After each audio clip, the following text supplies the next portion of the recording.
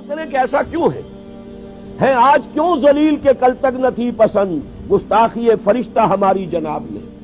اور عام مسلمان کے ذہن میں سوال آتا ہے کہ ہم چاہے کیسے بھی ہیں، برے ہیں، ہمارے اعمال صحیح نہیں ہیں، ہم کلمہ گو تو ہیں، اللہ کو مانتے تو ہیں، محمد کے کلمہ گو تو ہیں، صلی اللہ علیہ وسلم نام لیوا تو ہے، ان کی محبت جو ہے وہ ہمارے سینے میں ہے موجود، قرآن کی تعظیم کرتے ہیں، آخرت کو مانتے ہیں، نمازیں پڑھتے ہیں. کروڑوں مسلمان ہیں جو نمازیں پڑھتے ہوں گے، 130 کروڑ میں سے آخر 30 کروڑ تو ہوں گے نماز پڑھنے والے.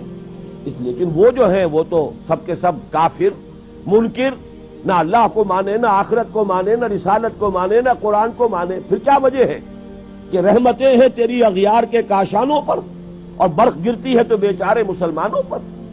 اس موضوع پر الحمدللہ کہ میرے مضامین نوائے وقت میں چھپ چکے ہیں، اور اب چونکہ وہ تکمیل کو پہنچ گیا سلسلہ کتابی شکل میں بھی آ جائے گا.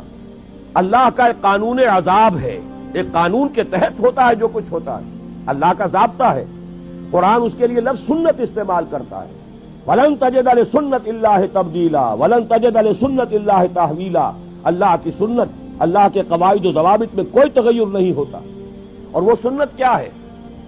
کافروں پر عذاب اس دنیا میں صرف اس صورت میں آتا تھا کہ کوئی رسول آئے اور ان میں اتمام حجت کر دے، پھر اگر وہ بحیثیت مجموعی وہ قوم رسول کا انکار کرے تو اس قوم کو ختم کر دیا جاتا تھا.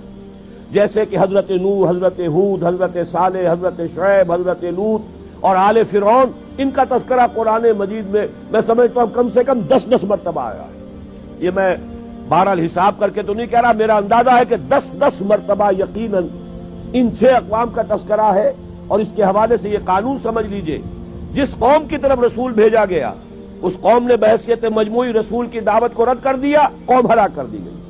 صرف رسول بچا لیے گئے اور ان کے ساتھی اہل ایمان بچا لیے گئے.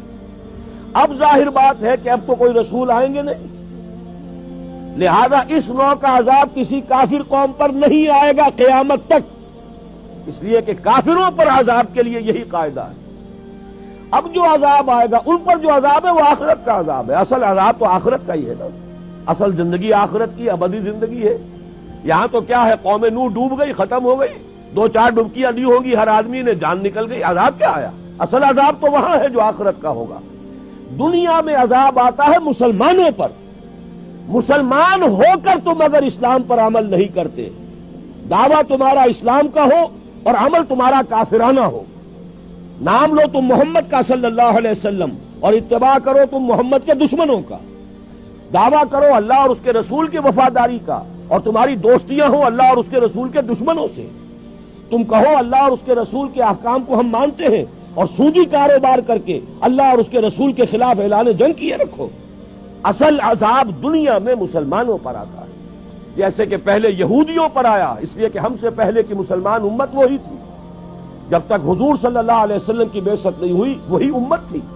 موسیٰ کے ماننے والے، تورات کے ماننے والے یہودی، یہ امت مسلمہ تھی.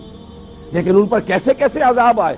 نبوکدنضر کے ہاتھوں برباد کرایا گیا، کبھی پھر یونانیوں کے ہاتھوں تباہی آئی، کبھی رومیوں کے ہاتھوں تباہی آئی. اس صدی میں بھی آپ نے دیکھا، اگر آپ بھولے نہ ہو کہ یہ صدی کے وسط میں ہٹلر کے ہاتھوں 60 لاکھ یہودی قتل ہوا. یہ کون ہے؟ اللہ کو بھی مانتے ہیں، حضرت موسیٰ کو بھی مانتے ہیں، تورات کو بھی مانتے ہیں، وہ تو مدعی ہیں اللہ اور اس کے رسول کے ماننے والے. لیکن یہ کہ ان پر جو عذاب آئے وہ آپ کے سامنے ہے.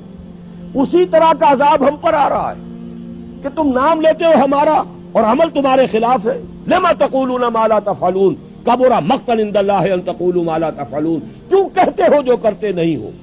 اللہ کے غضب کو اور اللہ کے غیظ کو اور غصے کو بھڑکانے والی ہے یہ بات کہ تم کہو جو کرتے نہیں. یہ ہے اصل سبب. اصل مجرم ہم ہیں، ہم دوہرے مجرم ہیں. ان کا جرم ایک ہے، انہوں نے انکار کر دیا، چھٹی ہوئی. ہم ہیں کہ جو ہر روز کہتے ہیں ایاک نعبد و ایاک نستعین، اور پھر اس دن میں 50 مرتبہ اللہ کا حکم توڑ رہے ہیں.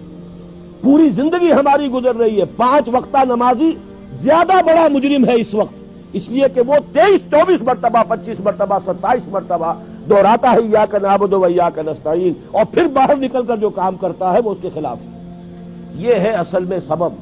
اور یہ جان لیجئے جو عذاب ہم پر آ رہا ہے اللہ کا وہ اس وجہ سے آ رہا ہے.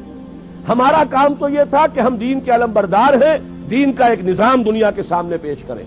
ابھی بڑا اچھا لفظ استعمال کیا ہے توکل صاحب نے, ماڈل دو نا. ایک انفرادی ماڈل ہوتا ہے. حضور صلی اللہ علیہ وسلم اپنی ذات میں ماڈل تھے, لقد کان لکم فی رسول اللہ اسوۃ حسنہ, لیکن حضور نے صرف ذاتی اور انفرادی ماڈل نہیں دیا, ایک اجتماعی ماڈل فراہم کر دیا, نظام قائم کر کے دکھا دیا. یہ ہے اللہ کا دین, یہ ہے اس کا سیاسی ڈھانچہ, یہ ہے اس کا معاشی ڈھانچہ, یہ ہے اس کی معاشرت, یہ ہے اس کی فیملی لاز, یہ ہے اس کے اندر تمام قوانین فوجداری اور دیوانی, یہ ہے یہاں پر قانون شہادت, یہ ہے سارا نظام. دیکھ لو, ٹھوک بجا کر دیکھ لو, یہ نظام ہے. جب تک وہ ماڈل مسلمان قائم نہیں کریں گے یہی عذاب کے کوڑے برستے رہیں گے. سخت سے سخت تر عذاب آئے گا.